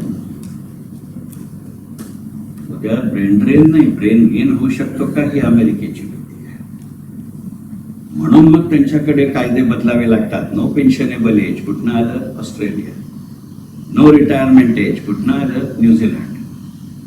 त्याचं कारण सांगतो, बघा पटतंय. मला या मुद्द्यावर जाणीवपूर्वक समारोप करायचा नव्हता, पण करून टाकतो, डोक्यातही नव्हतं. बघा योगावेळ का, युद्ध कधी सुरू झालं? त्याच्या आधीच्या आठवड्यातले जागतिक बाजारातले सोन्याचे भाव काय आहेत?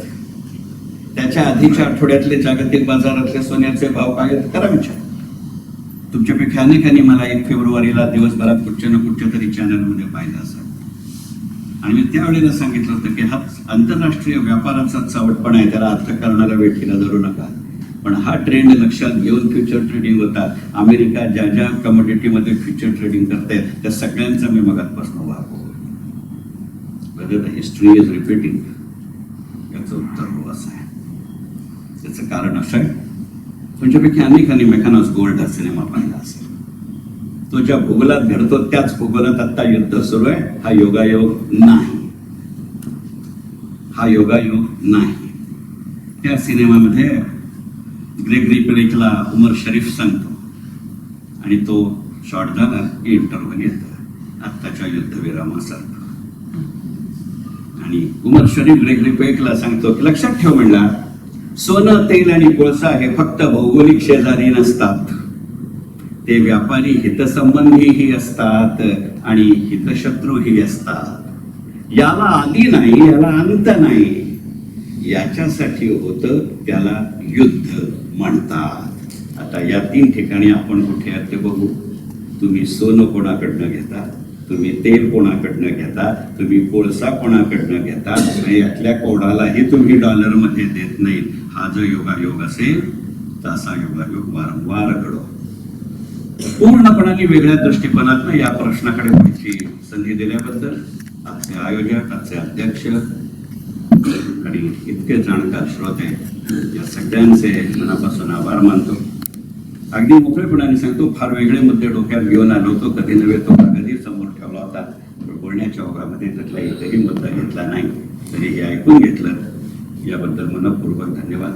नेटफ्लिक्स सारखा कमर्शियल ब्रेक शेजारी घेतो, कारण त्या आयोजकांनीच सांगितलं म्हणून. म्हणजे काश्मीर, तौलनिक लोकमान्य आणि गुलजार ही पुस्तकं आणले. मोजक्या कॉपीत लागल्या तर नंतर पाठवू शकतो. कोणतंही एक पुस्तक 150 रुपये, तिथे माझा मोबाईल नंबर ठेवलाय.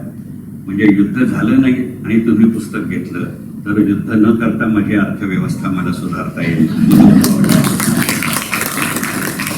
का? आणि मग तसं जर असेल तर याच्यामध्ये तुमच्या असं लक्षात येईल की ह्याची चर्चा झाली नाही, पण ते युद्धोत्तर जागतिक अर्थकारणाचं केंद्र आहे का याचा विचार करावा लागेल.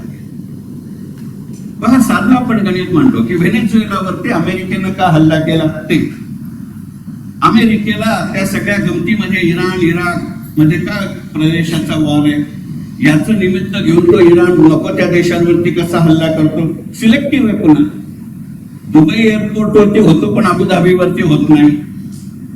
बरं, आता युद्ध पण गमतीचं असतं. म्हणजे माणसाला कशी अचानक उचकी लागते. खोकल्याविषयी म्हटलं जातं की दिवसा येत नाही, रात्री आडलं पडलं रे पडलं की येतो. असं युद्ध सुरू आहे की नाही. थांबलंय म्हणावं तर सुरू असतं, सुरू आहे म्हणावं तर थांबलेलं असतं. मग त्याच्यामध्ये सुद्धा या घटना घडतात त्याचा विचार केला पाहिजे की नाही. अमेरिकेच्या व्यापारी हितसंबंधांना बाधा येऊ नये हे एकमेव थिअरी नाही आहे, हे आपण लक्षात घेऊया. याला असलेली पार्श्वभूमी टप्प्याटप्प्यानं निर्माण होत गेली. एका परिस्थितीनंतर अमेरिकेच्या असं लक्षात आलं की आता वेळीच कृती केली नाही तर हे एकत्र आले तर पंचायत होईल.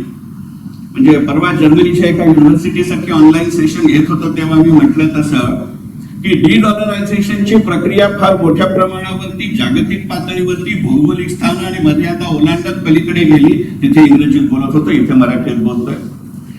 तिथे अशी परिस्थिती होऊ नये म्हणून मी अजून जिवंत आहे हा दाखवायचा प्रयोग आहे का याचा विचार करू. हे युद्ध केवळ दोन देशांमधलं, दोन शस्त्रांमधलं, दोन अण्वस्त्रांमधलं नाहीये. सगळ्यांना माहिती आहे अण्वस्त्र कोणीही कोणावरतीही वापरणार नाहीये. आता काही काही असतात आणि त्या वेडाच्या त्या टोकाला गेल्याशिवाय युद्ध लढता येत नाही, हेही खरं आहे. पण 3 वेगळ्या पद्धतीचे मुद्दे आपल्यासारख्या जाणकारांपुढे मांडतो. शेवटी हयात म्हणजे डेटा ऑफ अनालिसिस गेले, कारण मी बाय ट्रेंड मी कॉम्प्युटर प्रोग्रामर आहे, त्यामुळे पासवर्ड सांगितल्यासारखे माझे 3 पासवर्ड आपल्या समोर एक्सप्लेन करतो, बाकीचे तुम्ही अप्लाय करू शकता. आणि हे म्हणते मांडताना सुरुवातीला स्पष्ट करतं की हे माझं वैयक्तिक मत आहे, तुमचं मत याच्यापेक्षा पूर्णपणे वेगळं असेल, असू शकतं, मी आदर करतो. फक्त शेखर वेड्यासारखं बोलला असं आयोजकांना सांगण्यासाठी तरी त्या मुद्द्यांचा विचार करा, एवढं माझं.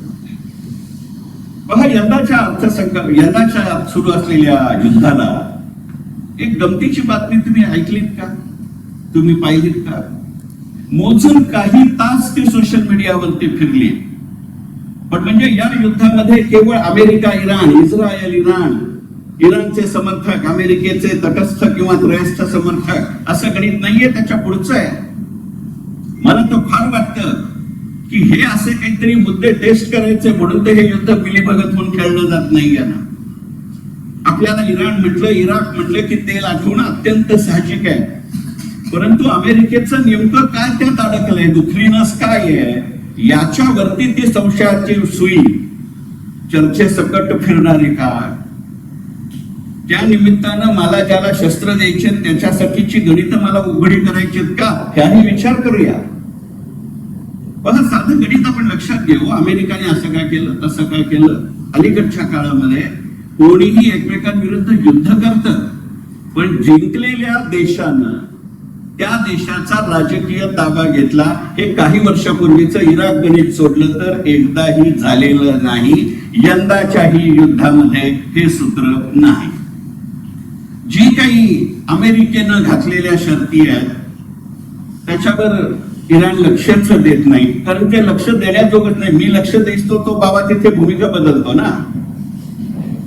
जे रात्री एक बोलतो, दिवसा एक बोलतो. आपलं दिवस रात्रीचं गणित पुन्हा आपण आणि अमेरिकेचं भूगोलाच्या दृष्टीने वेगळं आहे. बाकी कुठचाही संदर्भ मला अभिप्रेत नाही.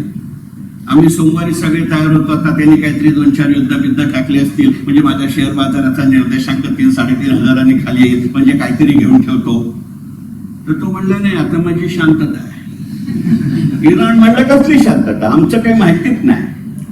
मग एक तो गमतीचा देश मध्ये आला, म्हणला आम्ही निगोशिएट करतोय. मला फार कौतुक आहे त्या देशाविषयी. नाही, मोकळेपणे सांगतो, तो अस्तित्वात नसेल तर आपल्या अस्तित्वाला अर्थ राहणार नाही. केवळ भारत विरोध हा एकमेव त्यांचा मुद्दा नाही, आपलाही तोच मुद्दा आहे का नाही. तू बोलतेस का, बोलून घे, तू कसा नाचतोय बघतो, मग मी येतो असं जयशंकर मनोमन म्हणले नसतील. याच्यावर तुमचा खरंच विश्वास आहे का नाही? I am not joking. पण त्याच्या पलीकडच्या 3 गोष्टी होतात, हे लक्षात घेऊ आपण. आता हे म्हणत असताना आपल्या सगळ्यांची राजकीय रंगसंगती क्षणभर बाजूला ठेवू. माझा योगावर बाप जन्मात विश्वास नाही आणि त्यामुळे माझं लव्ह मॅरेज नाही, अरेंज मॅरेज हे लक्षात आलं असेल. गमतीचा मुद्दा सोडावं.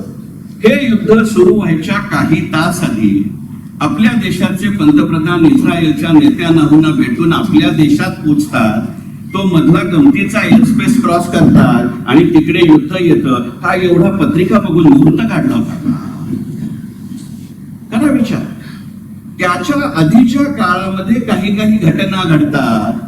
त्या अमेरिकेला विचारायला गेला तो का आपण 100 भारताने पुढचे 100 दिवस रशियाकडनं तेल घेतलं तरी चालेल, म्हणजे बाब्या तुझ्या अपेक्षेपेक्षा जास्त युद्ध सुरू होतं किंवा सुरू राहील, याचं ते गणित आहे की नाही. अमेरिका त्याचा का विचार करते हे आपण पाहणार की नाही. आणि ही यंदाची पार्श्वभूमी. मला मोकळेपणाने असं वाटतं, या युद्धात कोण जिंकायचा असेल तो जिंकू दे, कोण हरायचा असेल तो हरू दे. युद्ध लवकर संपेल असल्या भ्रामक कल्पनेत मी नाही. अमेरिकेला फार आवडतं युद्ध खेळायला. व्हिएतनाम विरुद्ध ते 17 वर्ष युद्ध लढत होते. त्याची काय गंमत जम्मत होते हे जर पाहायचं असेल, तुम्ही सगळे जाणकार श्रोते आहात म्हणून नावही सांगून टाकतो. डिअर सरदेसाईंचं trials and tribulations of Vietnam नावाचं पुस्तक आहे. आणि मोकळेपणाने सांगतो, त्याच्या पान नंबर 170, 171, 172 वरती याची जी गमतीची उदाहरणं आहेत ती पहा. ती तशीच्या तशी आता लागू पडतात. हा योगायोग नसतो. इस्रायल हा देश असा गमतीचा आहे. मी आज नाही म्हणते, माझे व्हिडिओ पाहिलेले 2 जण आहेत ते मान्य करतील. मी 16 मार्चच्या माझ्या व्हिडिओमध्ये म्हणलं तर की अमेरिका एक वेळ युद्ध संपवण्याची चर्चा करेल, इस्रायल याबाबत तोंडातनं शब्दही काढणार नाही. माझी 32शी वठवायची जबाबदारी नेतन्याहूवर असा. माझी मस्करी नाही करत, त्याचं गणित सांगतो काय आहे. अमेरिकेचा आजपर्यंतचा इतिहास असा आहे की अमेरिका कधीही स्वतःच्या भूमीवरती युद्ध खेळत नाही. त्यांची स्वतःची स्वातंत्र्य युद्ध किंवा राज्यक्रांती, स्वतःच्याला मात्र स्वातंत्र्य युद्ध म्हणायचं, दुसऱ्याला बंड म्हणायचं, हे फक्त इंग्लंड नाही करत, अमेरिकाही करते.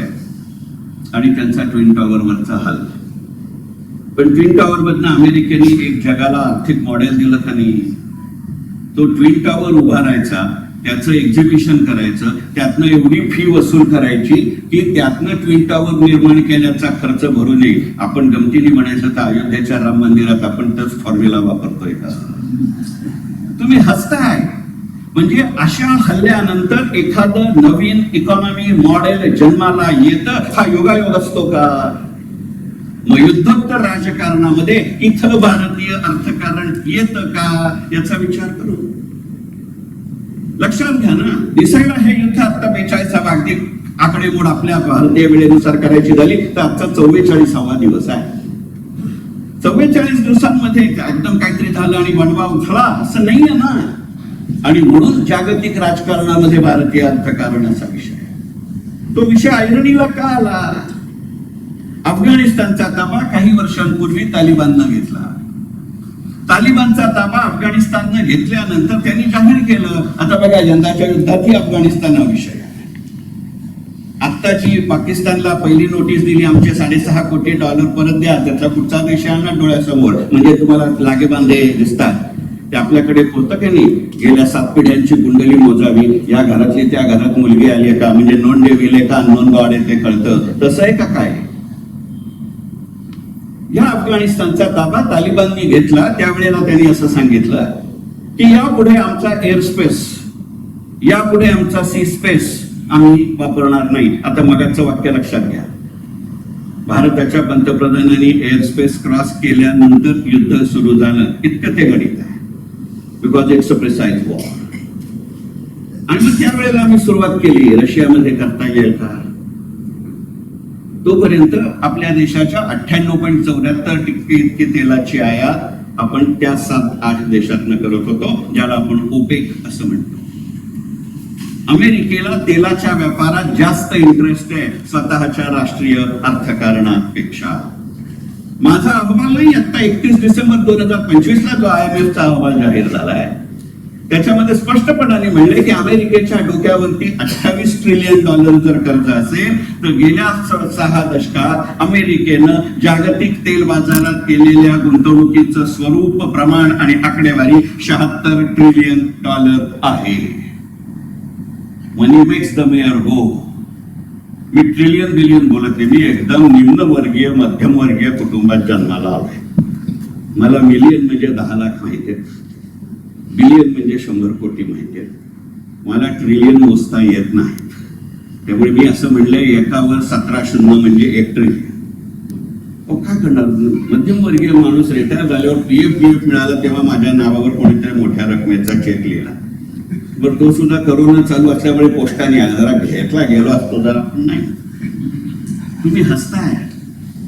हॅव यू रिअलाइज त्यांनी काय टर्म्स वरती ते युद्ध खेळलं. त्याला इराणने चॅलेंज केलं, त्याला सौदी अरेबियाने चॅलेंज केलं आणि आता त्याचा महत्वाचा स्रोत राहतो म्हणून हे युद्ध होतं का याचा विचार करू. मी अमेरिकेची बाजू घेत नाही, पण हे निखळ अर्थकारण आहे. आणि 40 वर्ष शेअर बाजारात काढली, BSE, SEBI, NSDL, आणि ही असली सगळी अक्कल मला हर्षद मेहतांना शिकवली. आपल्याला बघा मागाशी माझी ओळख करून देताना ते दादा म्हणले हर्षद मेहता सगळ्यात जास्त टाळ्या वाजल्या. त्यामुळे मला कळलं शेखर पेक्षा हर्षदचा TRP जास्त आहे. तुम्ही हसता. या युद्धामध्ये तेलाचा TRP तसा आहे का याचा विचार. कारण अमेरिका हा देश असा गमतीचा आहे की अमेरिका आपल्या दसपट तेलाचा उपयोग करतो, याला कन्झम्पशन असेल मराठीत. पण अमेरिका आपल्या देशाच्या तेलाच्या उत्पादनाच्या प्रमाणापेक्षा सुद्धा जवळजवळ 70 पट अमेरिकेत तेलाचं उत्पादन करतं.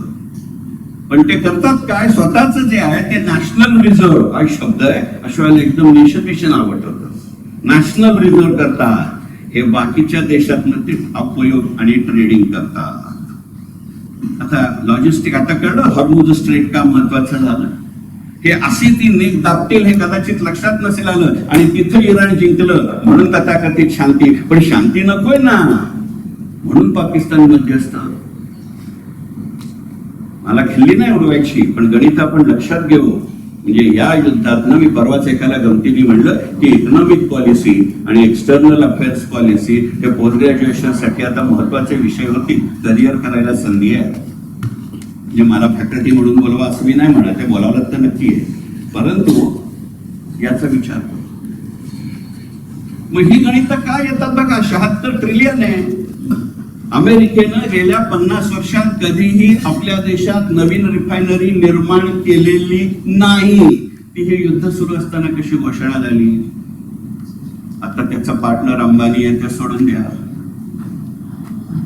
मला त्याच्यात जायचं नाही. पण ही गणित आहेत की नाही पहा. याच्यामध्ये भारत हे अगदी मोजके देश आहेत. त्यात आपण की अमेरिका म्हणते माझं भारताशी वैर नाही, इस्रायल म्हणतं भारताशी माझं वैर नाही, इराण मधले आधीचे राष्ट्राध्यक्ष आणि आत्ताचे राष्ट्राध्यक्ष ही म्हणतात की आमचं भारताशी वैर नाही. आपण इतका काही विश्वशांतीचा संदेश देण्यात मोठे नाही झालो. मग आपलं जिओ पॉलिटिक्स महत्वाचं ठरतं का, आपलं मिलिटरी पॉलिटिक्स महत्वाचं ठरतं का. आणि त्याचं पुढचं गणित सांगतो, आपलं डिफेन्स पॉलिटिक्स महत्वाचं ठरतं का. हे या युद्धाचं कारण आहे. काय युद्ध कधी सुरू झालं. मी गमतीने म्हणतो की आपण सगळेजण ज्या आध्यात्मिक, सांस्कृतिक, सामाजिक वातावरणात घरी वाढतो, आपल्याला पंचमहाभूत सांगितले जातात, पंचायतन सांगितलं जातं. बघा तुम्हाला कुठचा शब्द वापरायचा ते, कारण पुन्हा पंचमहाभूत आपल्याकडे बोली भाषेत वेगळ्या अर्थी वापरले जातात. मी एकत्र कुटुंबात लहानाचा मोठा झालोय, त्यामुळे आम्हाला 5 भावंडांविषयी माझी आजी काय म्हणायची तो शब्दप्रयोग तोच आहे. म्हणून पंचायत. आज जागतिक राजकारणात हे 5 पंचायतन महत्वाचे आहेत का. अमेरिकेचा राष्ट्राध्यक्ष, रशियाचा राष्ट्राध्यक्ष, चीनचा राष्ट्राध्यक्ष, नॉर्थ कोरियाचा राष्ट्राध्यक्ष आणि 5वे आपलेच आहेत. तुम्ही जेव्हा करोना नंतर असं म्हणलात की आता करोना आहे, तेलाची मुवमेंट होत नाहीये, तो अफगाणिस्तान तालिबान वेगळ्या पद्धतीनं बॉइलिंग आहे, मी रशिया आपला जुना समर्थक आहे, हे फार बरं आहे बाबा. मस्करी नाही करणार. म्हणजे आपल्या देशाचा एक पंतप्रधान. नमस्कार. सुषमा स्वराज मंच बोरिवली मुंबई या शाखेतर्फे वारंवार वेगवेगळ्या प्रचलित विषयावरती विविध तज्ज्ञांची व्याख्यानं ही आयोजित केली जातात. मला स्वतःला एक वक्ता म्हणून, एक श्रोता म्हणून, एक नागरिक म्हणून या निमित्तानं आपल्याला सगळ्यांना असं आवाहन करायचं आहे की या कार्यक्रमाचा किंवा अशा सारख्या कार्यक्रमांचा आपण नागरिकांनी आणि विशेषतः तरुणांनी जास्तीत जास्त प्रमाणावरती उपयोग करून घेतला पाहिजे. याचं कारण असं आहे की सगळ्यात पहिल्यांदा म्हणजे जर आपण अलीकडच्या युगाला नॉलेज इकॉनॉमी किंवा माहितीधारित अर्थव्यवस्था असं म्हणणार असू, तर जास्तीत जास्त मार्गातनं जास्तीत जास्त पद्धतीनं अशा पद्धतीची माहिती गोळा करण्यासाठी व्याख्यानं किंवा व्याख्यानमाला याच्यासारखा दुसरा कोणताही चांगला मार्ग नाही. त्यातही अशा पद्धतीची व्याख्यानं किंवा व्याख्यानमाला प्रत्यक्षात तिथं जाऊन ऐकण्याचे 2 फायदे असतात. एक तर आपल्यासारख्या आलेल्या इतर श्रोत्यांशी त्यावेळेला औपचारिक अनौपचारिक अशी चर्चा होत असते आणि त्यामुळे एकाच विषयावर एकाच वेळेला आपल्यासारख्या अनेकांची मतं ही जाणून घेता येतात. आणि दुसरं म्हणजे अशा पद्धतीनं होणाऱ्या कार्यक्रमामध्ये वक्ता ज्या पद्धतीनं मतं मांडतो ही जाणून घेणं नितांत आवश्यक आहे. सध्याच्या माहितीच्या आणि समाज माध्यमांच्या युगामध्ये माहितीचा महापूर जरी येत असला तरीसुद्धा त्यामध्ये मत हे जास्त दिलं जातं, मूळ बातमी ही कमी दिली जाते. साध्या सोप्या भाषेत सांगायचं झालं तर न्यूजपेक्षा व्ह्यूज मिळतात. व्ह्यूज समजून घ्यायला हरकत काहीच नसते, पण अलीकडच्या काळामध्ये अनेकदा ते इतके एकांगी आणि एककल्ली असतात की त्यामुळे मूळ बातमी काय आहे हे जाणून घेणं अत्यावश्यक ठरतं. आणि त्या दृष्टिकोनातनं अशी व्याख्यानमाला यांना सर्वांनीच आणि त्यातही विशेषतः तरुणाईनं फार मोठ्या प्रमाणावर येणं मला अत्यावश्यक वाटतं आणि त्या दृष्टिकोनातून या व्हिडिओचा समारोप करत असताना मी आपल्याला सगळ्यांना एक नम्र आवाहन करतो की सगळ्यांनीच आणि त्यातही तरुणांनी अशा पद्धतीच्या व्याख्यानांना आणि व्याख्यानमालाला मोठ्या संख्येनं आणि सातत्यानं उपस्थित राहावं. मनपूर्वक धन्यवाद.